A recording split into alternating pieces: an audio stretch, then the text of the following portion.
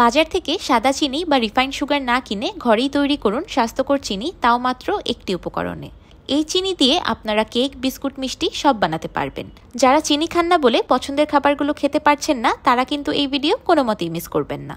আসসালামু আলাইকুম everyone, I am chef Ishika. Welcome back to আইফুড channel. চিনি বানানোর জন্য আমি প্রথমেই নিয়েছি 800 গ্রাম খুরমা খেজুর। আমি প্যাকেটের খুরমা খেজুর ব্যবহার করছি। আমি যেই প্যাকেটটা কিনেছি সেটা 800 গ্রামেরই ছিল, কিন্তু আপনারা ইচ্ছে করলে এখানে আধা কেজি, 1 কেজি, 2 কেজি খেজুরও ব্যবহার করতে পারবেন, কোনো অসুবিধা নেই। আরেকটি বিষয় হলো, চিনিটা তৈরি করার জন্য যে শুধু খুরমা খেজুরই ব্যবহার করতে হবে বিষয়টা এমন নয়। আপনারা ইচ্ছে করলে যে কোনো খেজুর ব্যবহার করতে পারবেন। খুরমা খেজুর ব্যবহার করলে চিনি বানানোর প্রসেসটা একটু দ্রুত হবে, কারণ এই খেজুরগুলো আগে থেকেই শুকনো থাকে। আর অন্য যে কোনো খেজুর ব্যবহার করলে সেগুলোকে একটু সময় নিয়ে শুকিয়ে নিতে হবে, কিন্তু চিনি একদম পারফেক্ট হবে, শুধু এতটুকুই পার্থক্য। এবার আমি খেজুরের ভিতর থেকে দানাটাকে বের করে খেজুরগুলোকে ছোট ছোট করে কেটে নেব।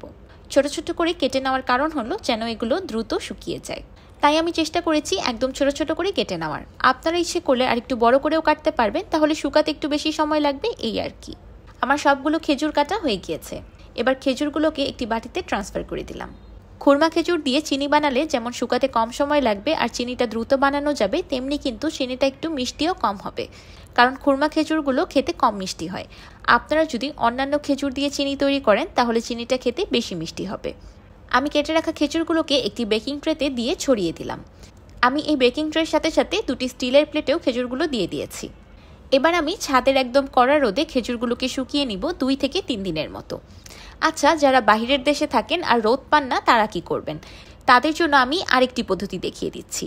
এই পদ্ধতিটা কিন্তু সবাই ট্রাই করতে পারবেন, কারণ এই পদ্ধতিটা খুব বেশি ঝটপট। ওভেনের একদম লোয়েস্ট হিটে খেজুরগুলো ওভেনে ড্রাই করে নিব 1 থেকে 2 ঘন্টার মতো।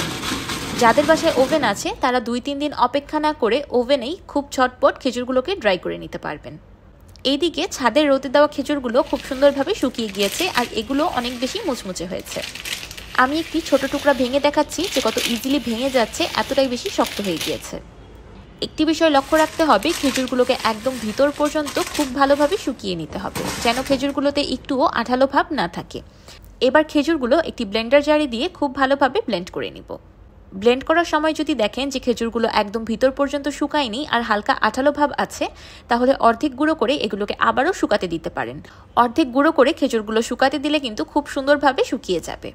তো তৈরি হয়ে গেল স্বাস্থ্যকর খেজুরের চিনি। মাশাআল্লাহ, দেখতেই পারছেন, দেখতে একদম চিনির মতোই লাগছে, তাই না? আপনারা ইচ্ছে করলে এটাকে আরও ব্লেন্ড করে একদম পাউডার বানিয়ে ফেলতে পারেন আর পাউডার সুগার হিসাবে ইউজ করতে পারেন, কিন্তু আমি এটাকে চিনির মতো একটু দানাদারি রাখবো, তাই এর থেকে বেশি আর ব্লেন্ড করব না। আর আপনারা যদি বেশি পরিমাণে খেজুরের চিনি তৈরি করেন তাহলে কষ্ট করে ঘরে ব্লেন্ড করারও প্রয়োজন নেই, রাইস মিল থেকেও গুঁড়ো করে আনতে পারেন। এবার একটি চালনির সাহায্যে আমি চিনিগুলোকে চেলে নিচ্ছি, যেন বড় দানাগুলো বেরিয়ে যায় আর সেগুলোকে আমি আবারও ব্লেন্ড করে নিতে পারি।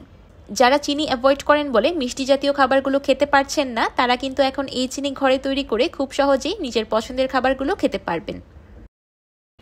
এই যেই বড় দানাগুলো বের হয়েছে, এগুলোকে আমি আবারও ব্লেন্ড করে চিনি তৈরি করে নিয়েছি।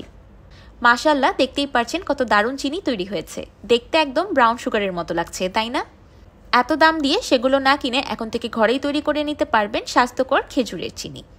এই খেজুরের চিনির রেসিপিটা কি আপনাদের কাছে খুব বেশি কঠিন মনে হয়েছে? একদমই না, তাই না? কারণ এটা বানানো একদমই কঠিন না। খেজুরগুলোকে ডিসিড করে ছোট ছোট করে কেটে নিয়ে শুকিয়ে ব্লেন্ড করে নিলেই তৈরি হয়ে যাবে খেজুরের চিনি। এই খেজুরের চিনি দিয়ে আপনারা কেক, বিস্কিট, মিষ্টি বা যে কোনো ডেজার্ট আইটেম তৈরি করতে পারবেন। প্রতিদিনের চা কফি খাওয়ার জন্যও কিন্তু এই খেজুরের চিনি খুব বেশি উপকারে আসবে। ডায়াবেটিক পেশেন্টসদের জন্য তো একটা ব্লেসিং হবে এই খেজুরের চিনি। যে কোনো এয়ারটাইট কন্টেইনারে করে নর্মাল রুম তাপমাত্রায় খেজুরের চিনিগুলোকে সংরক্ষণ করতে পারবেন বছর জুড়ে। আমার আজকের এই খেজুরের চিনির রেসিপিটি আপনাদের কাছে কেমন লাগলো আমাকে অবশ্যই কমেন্ট করে জানাবেন। ভিডিওটি ভালো লাগলে একটি লাইক দিবেন আর আমার চ্যানেল সাবস্ক্রাইব করে আমার চ্যানেলের পাশেই থাকবেন। আল্লাহ হাফেজ।